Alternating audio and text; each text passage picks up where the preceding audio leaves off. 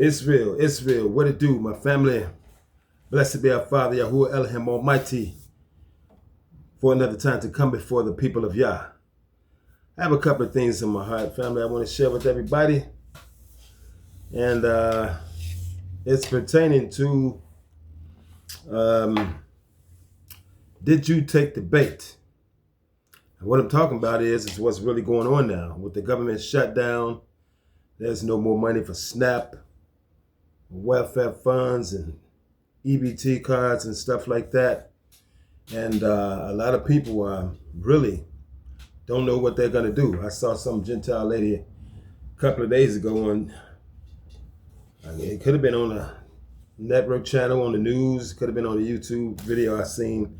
But anyway, I remember her saying that if she don't get her EBT card, if she don't have any food stamps by the 1st of November, whatever she said, that she was going to go to Walmart and just steal, fill her buggy up and just steal stuff, you know. But,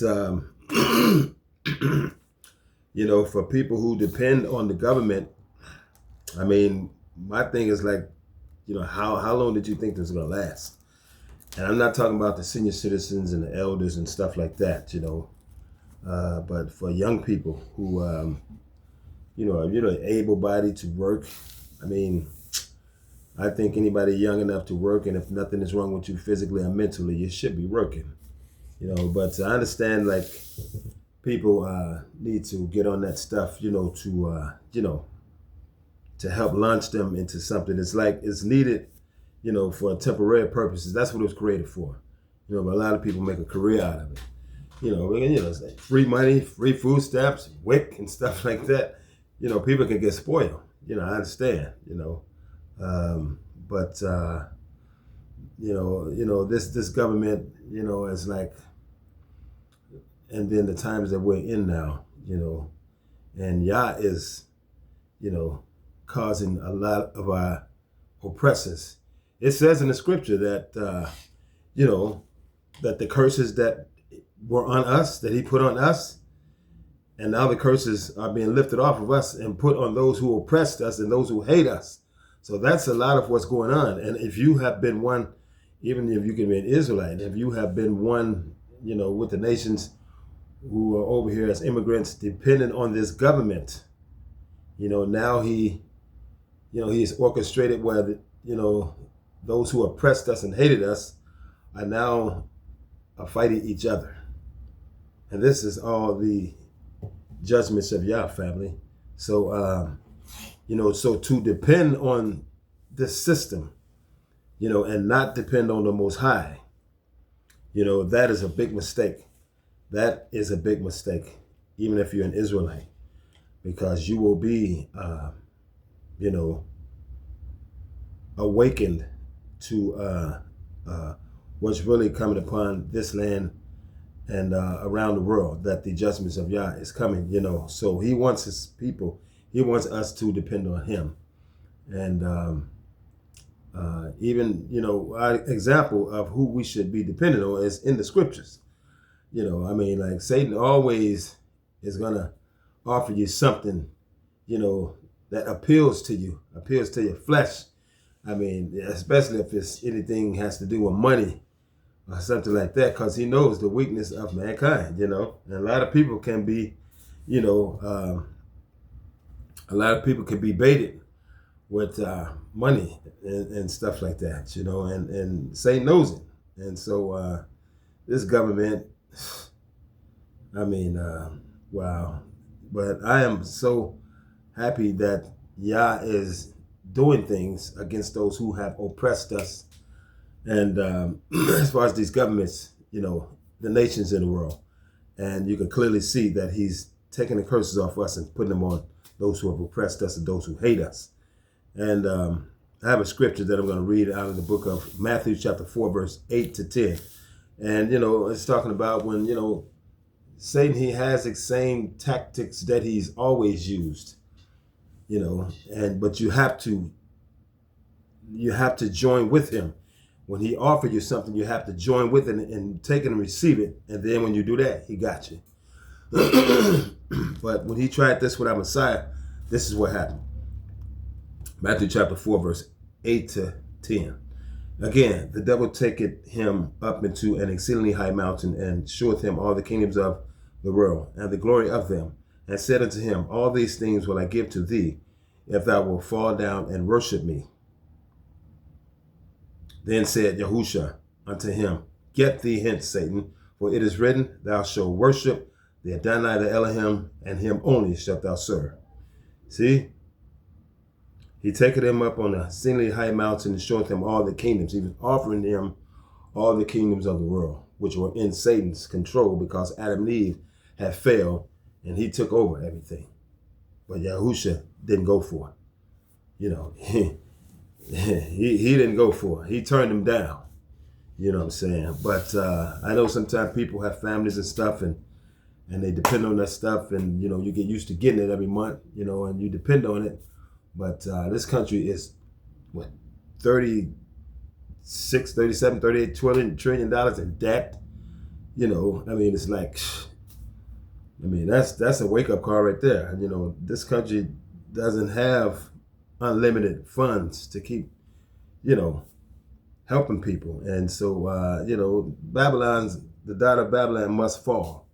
And so all these are the beginnings of birth pains, all these things. If you're still caught up in politics in this country and depend on it, to get you from day 1 to day 2, and not depending on Yah, when all this stuff fall down and crash down like it's doing, it's going to hurt everybody who's dependent on it. I gave up voting years ago. I made up my mind, I was done voting. I don't care about Democrat, Republican, independent candidates. I don't care what the president is doing, where he's going in the world. I'm dependent on the Most High. And that's what I've been doing. And it has done me really good since I made that decision some years ago, family. I'm telling you, when I used to vote, and stuff, and depended on that stuff all the time, like my vote was going to count to make a difference in this world. But now I know that is not the case. But when I was still in that mess, I always experienced a lot of, racism and stuff on the roads, in stores. But once I gave up, dependent on the government and all that stuff and mankind's ways and this system, this matrix, and I said I was going to depend on the Most High Yah, I haven't experienced racism like I used to in stores, on the roads. You know what I'm saying? It's like he's showing me that I made the right decision to depend on him. And he's got us protected from a lot of stuff that people are going through in this world. See, as long as you give your energy to Democrat, Republican, the political system, and this government, you're going to always have problems, because there's going to always be some problems. And when the government and stuff start falling down, that's going to make you fall down inside. Like, oh, no, I was dependent on that. See, you're dependent on the wrong entity. We should be dependent on our Father, Yahuwah, Elohim, Almighty, for everything, family. For everything.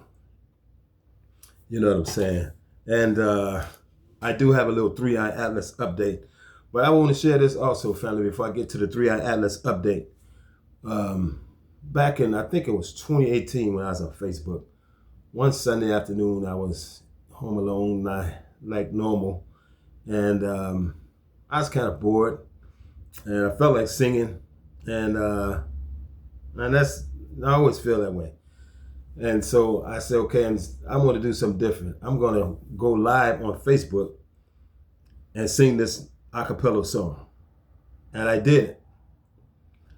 I sang a song, and just to have some fun.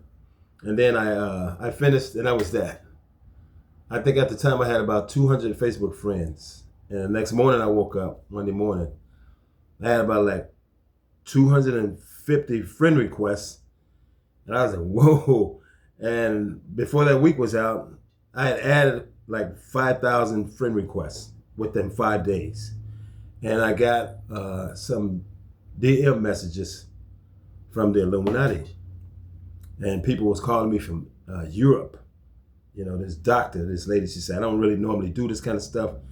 And she said, but what you did, that was really impressive. And if you want to make a career out of singing and stuff. But see, these people were from the Illuminati, and I had done some research on the Illuminati about a year prior, maybe 2016, 2017. So I knew, a little bit about them. And my life is in Yah and serving him. Okay? So I turned her down. You know what I'm saying? And then I got a couple more direct messages from inbox from, it said Illuminati. And one guy was like, we can make you rich, with your singing. And I ain't saying I'm all that and no singing, you know what I'm saying? But they don't care. These people, they just want you to join them. But see, I know what it's about. They can make you rich, just like he said. He offered me. And he said, but you got to join us. I said, I was just, having a little fun. I like singing for a hobby, I said, but, no thanks. And then I hung up. But I got another call, I think a day later from the Illuminati. And I thanked them for the offer, but I said, no thanks. See, I'm not willing to sell my soul to Satan just for some riches in this world, family. Everything that may look good to you don't mean it's good for you. See, because, the way I live my life now, being in the awakening, being in the truth, my mind is always thinking about eternity. You know what I'm saying? And in eternity, I want to be with Yah, Yahusha, Mashiach, the Ruach HaKodesh, and the heavenly hosts and our ancestors and all the saints. You know what I'm saying? That's my destination, to get there where they are at already. And ain't nothing in this world offered to me. I don't care how much riches, how much they offer me as far as, join Illuminati, we can make you rich. Yeah, for temporarily. I might live to be 80, 85, 90 years old, but once I die, I've sold my soul to Satan. I'm not going to be in eternity with the Father because I've sold my soul to the devil. And that ain't going to happen. I'm just saying, for people to do that, when their life is over, that's where they're going, to the one they sold their soul to. So to me, it's not worth it. Have you taken the bait? If you have, family, and the way this government is crashing and the benefits have stopped, a lot of people are hurting, and more Gentiles in that stuff than Israelites. You know what I'm saying? But all the people who depend on the government, and, they're in for some more heartache. And this is just only the beginning. They might open it back up, in a few days or so, who knows? But still, this is the tail end of this system. They might open it temporarily for a while, but, this is the tail end of the Gentile reign. It will be coming all the way down as Yah moved the Israelites all the way back up. And so I have a little 3-Eye Atlas update. I just, recorded this. And I didn't even know I was going to be doing this tonight, but I thought I need to come on here and say something. If you're taking the bait, you need to turn around and depend on Yah for everything, because all we need, he has it. Okay, you just got to believe it. This was first detected. It was supposed to be another icy wanderer, drifting harmlessly through the vast emptiness of space. But over the past few months, something strange has been happening. Something that no one, not even NASA, can explain. 4 of humanity's most powerful eyes in the sky, the James Webb Space Telescope, Hubble, the Chandra X-ray Observatory, and ESA's Gaia mission, have all turned their gaze toward 3-Eye Atlas. And what they found has sent a wave of panic through the scientific community. Because the comet is darkening, not dimming from distance, not fading from solar light, it's absorbing light. The latest readings show its albedo, the measure of how much light it reflects, has dropped to near zero. In simple terms, it's turning black, as if it's swallowing every photon that touches it. At first, astronomers thought it was dust. Maybe the comet had released a cloud of dark material. But Webb's infrared sensors saw no such cloud. No debris, no scattering, no tail. Instead, they detected a smooth, uniform darkness, like an event horizon forming around the comet itself. The James Webb Telescope's near-infrared spectrometer measured wavelengths bouncing off 3-Eye Atlas and found something chilling. Light wasn't bouncing off at all. Instead, it was being pulled in, consumed as if the comet were covered in an invisible material designed to trap energy. NASA scientists tried to make sense of it. Some suggested it might be a layer of carbon-rich ice or a dark compound forming on the surface. But that theory didn't hold up, because 3I Atlas had already been observed up close during its last perihelion. Back then it was bright, ordinary, but now something had changed. Chandra's X-ray telescope detected weak emissions, faint pulsing energy signatures coming from the nucleus. Not random bursts, not background radiation, but rhythmic repeating pulses like the ticking of a machine. Meanwhile, ESA's Gaia spacecraft, usually used to track star positions, recorded something no comet should ever do. 3I Atlas had stopped rotating. For a body hurtling through space, that's impossible without an external force. Comets spin due to gravitational torque, outgassing and uneven heating. But the data showed its rotational velocity had dropped to zero, frozen mid-spin, as if an invisible hand had grabbed it. In a joint press conference, scientists called it a stabilization event. But internally, leaked emails told a different story. One message from an ESA astrophysicist read, "It's not a stabilization event, it's control. Something or someone is holding it still." The phrase spread like wildfire through online forums, private astronomy groups, and deep space tracking communities. Was 3I Atlas alive, or was it being operated? Hubble's latest optical images only deepened the mystery. The comet appeared darker than the background of space itself. Even with exposure adjustments, its surface remained a perfect void, a black hole in the shape of a comet. When scientists enhanced the contrast to extreme levels, a pattern began to emerge. Faint hexagonal geometry across its surface, too symmetrical to be natural, too perfect to be coincidence. Each hexagonal region emitted a pulse of faint electromagnetic energy, synchronized with the others, like a heartbeat rippling across its structure. That's when the unthinkable happened. On October 10th, all four telescopes, Webb, Hubble, Chandra, and Gaia, reported the same anomaly at the exact same moment. The comet emitted a burst of radiation, brief but powerful enough to blind Webb's detectors for 0.7 seconds. When visibility returned, the comet's entire spectrum had shifted. It was no longer reflecting any known wavelength. 3I Atlas had gone completely dark. NASA quickly labeled it a photometric anomaly, but behind the scenes, scientists were terrified. Right after that blackout, Voyager 1 and 2, both in interstellar space, detected a faint matching pulse in their instruments. The same frequency, the same rhythm, the same signal. It was as if the darkness of 3I Atlas had reached across billions of miles, whispering through space. And as the data poured in, one terrifying realization began to take shape. This wasn't just a comet changing color. It was evolving. For weeks, the world's most advanced telescopes continued monitoring 3I Atlas, but the darkness around it kept growing. It wasn't expanding like a cloud or a dust storm. It was radiating, an invisible field consuming every wavelength of light that came near it. Scientists began calling it the void zone. And the strangest part, within that darkness, Webb detected motion. Thermal scans revealed something stirring beneath the surface, a structure forming, geometric, precise. The comet wasn't dying, it was transforming.